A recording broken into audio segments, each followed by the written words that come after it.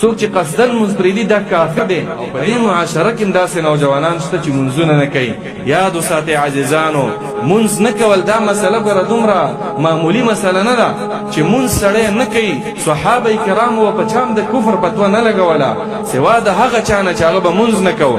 نبی علیه الصلاة والسلام صحابي دی، عبدالله بن شقیق تابعي دی، وی ادرکت اصحاب النبي صلى الله عليه وسلم كانوا لا يرون شيئا تركه كفرا الا الصلاه. په هیڅ شي به د کفر فتوا نه ورکوله سوا د دغه بېلمازۍ نه چې سړي به مونځ نه کوي دا کافر شو. او پیغمبر په خپل هم فرمایي من ترک الصلاه متعمدا فقد کفر.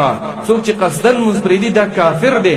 په یو روایت کې راځي بین الرجل والشرک ترک الصلاه، د مشرک او د مسلمان ترمنځ فرق په مونځ باندې دی. دلته انډیا لږ لږ غوندې چې نیغه شي زموږ مسلمانان ویډیوګانې وکړي موږ به داسې وکړو داسې به وکړو او سهار مونځ نه کوي، ماسخوتن مونځ نه کوي. دې له به الله نجات ورکړي. امپاسبل، دا ناممکن ده.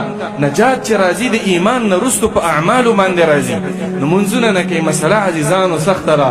کوم کس چې مونځ نه کوي د احمد بن حنبل او دارنګې د مالک او د شافعي رحمهم الله د دوی قول دا دی چې یقتل، دا به وجلی کېږي. او بعض علماو به ویلي چې دا مرتد دی. په همدغه امامانو کې امام ابو حنیفه رحمه الله به فرمایل چې دا به جیل ته واچولی شي، تر د مرګه پورې په جیل کې ایثار کوي. که توبې وي نیسه پرېږده چې په دې جیل کې مردار شي.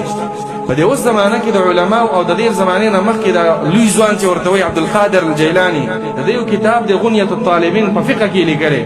هغه وایي چې کم مسلمان منځ نه کوي طلقت علیه امرأته، ښځه پې طلاقه ده.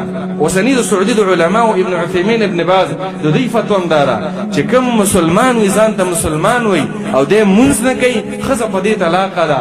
ولې وجه دا ده چې دی منځ چې نه کوي دا کافر دی. او ښځه چې د مسلمانانو د کافر نکاح کېږي نه کېږي، ښځه پې طلاقه ده. که مړ شو جنازه به پې نه کېږي، د مسلمانو په مقبره کې به یې نه ښخوئ، د هندوانو په شان یو ځای کې به یې وغورځئ.